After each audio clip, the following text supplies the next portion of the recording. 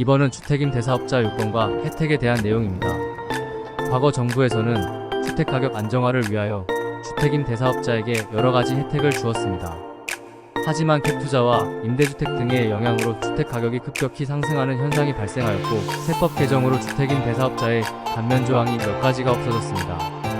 장기주택임대사업자의 조건은 아래와 같습니다. 세무서에 사업자 등록을 내야 하고, 해당 지자체에 임대사업자 등록을 해야 하며, 임대차 계약서 작성 시 법적 요건을 충족해야 합니다. 장기임대 사업을 위해서는 임대료 책정, 전세보증보험 가입, 장기 임대주택 등록을 통해 각종 세제 혜택을 받을 수도 있습니다. 주택임대사업은 단순한 수익 창출을 넘어 주거 안정성을 제공하고 부동산 시장의 균형을 이루는데 기여하는 중요한 역할을 합니다. 주택 면적은 국민주택 규모인 84제곱미터 이하이어야 하고, 의무임대 기간은 10년 이상이고, 임대료 증액에 대한 한도를 준수해야 하죠.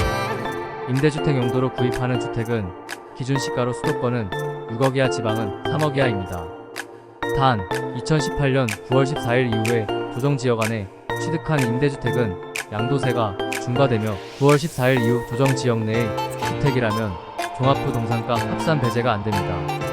하지만 주택임대사업의 장점은 국세와 지방세 조세 감면에 있습니다. 주택임대에 대한 조세 감면은 실로 다양합니다. 국세인 양도세, 소득세, 종합부동산세와 지방세는 취득세와 재산세가 해당되죠. 양도소득세란 부동산이나 주식과 같은 자산을 양도할 때 발생하는 소득에 부과되는 세금입니다. 양도세는 자산의 매각 가격과 취득 가격의 차이, 즉 실현된 이익에 대해 계산됩니다. 양도소득세의 과세 대상은 개인과 법인 모두에 해당되며, 과세 표준과 세율률, 보유기간 등에 따라 달라질 수 있습니다. 특히 장기임대주택은 장기보유 특별공제의 경우 보유기간에 따라 상당한 세금 감면 효과를 볼 수 있습니다.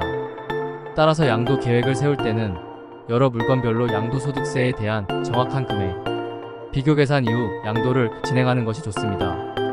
양도세 감면 조항은 아래와 같습니다. 거주주택 비과세와 임대주택 양도세 중과 배제가 가능합니다. 그리고 임대주택을 양도할 때 장기보유 특별공제나 양도소득세 감면이 되기도 합니다. 임대주택의 장기보유 특별공제인데 8년 이상이면 50% 적용, 10년 이상이면 70%가 적용됩니다.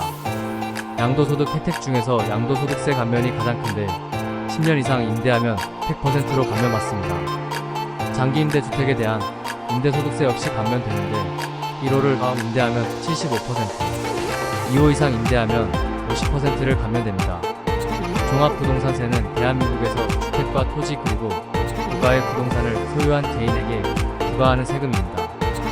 이는 불균형한 재산 분배를 조정하고 부동산 시장의 안정을 도모하는 것을 목적으로 하고 있습니다. 주택에 대하여 3년 전 종합부동산세가 너무 올랐다는 뉴스가 있었지만, 현재는 세법 개정으로 세금 부담이 많이 완화되었습니다. 종부세를 12월에 납부해야 하는데 미리 9월 16일에서 30일까지 기간에 종부세 합산 배제를 신청할 수 있습니다. 임대주택은 종합부동산세 합산 배제가 가능합니다. 취득세는 부동산이나 차량과 같은 재산을 취득할 때 부과되는 지방세입니다. 주된 목적은 거래를 통해 발생하는 재산가치 증가에 대한 부세를 징수함으로써 지방자치단체의 세수를 확보하는 것입니다. 부동산 취득세의 경우 취득 방법 및 용도에 따라 차등 적용됩니다. 예를 들면 상가, 주택이 세율이 다르고 상속, 증여, 매매 등이 다릅니다. 취득세의 납세 의무자는 재산을 취득한 사람이며 취득한 날로부터 60일 이내에 신고 납부해야 합니다. 주택임대에 대한 취득세 감면 사항은 아래와 같죠. 전용 면적 60제곱미터 이하의 주택은 100% 감면되고, 전용 면적 60제곱미터 이상, 85제곱미터 이하 주택은 50% 감면됩니다. 장기임대주택은 재산세도 감면됩니다. 면적이 40제곱미터 이하는 100% 감면, 전용 면적 40에서 60제곱미터 이하는 75% 감면, 그리고 60에서 85제곱미터 이하는 50% 감면 받습니다. 여러 장점도 있는 반면 주택임대사업자의 단점도 존재합니다. 전세보증금 가입에 가입해야 합니다. 양도의 제한사항도 있죠.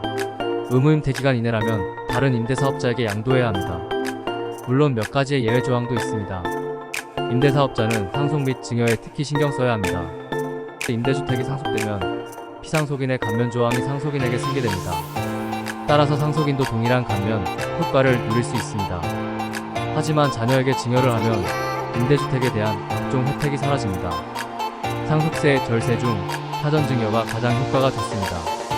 사전 증여란 10년 이후에 증여한 재산은 상속세 계산 시 제외됩니다.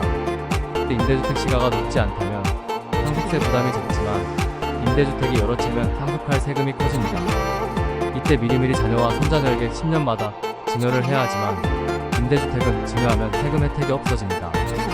따라서 재산을 임대주택에 몰빵하는 것보다 임대주택과 상가에 투자하거나 임대주택과 부동산법인 등으로 분산 투자하는 것이 현명합니다. 주택임대사업자는 두 군데요. 사업자 등록을 신청합니다. 지방자치단체인 시청, 군청, 구청에 장기주택임대사업자로 신청하고요. 관할 세무서에 임대사업자, 사업자 등록 등을 신청하시면 됩니다.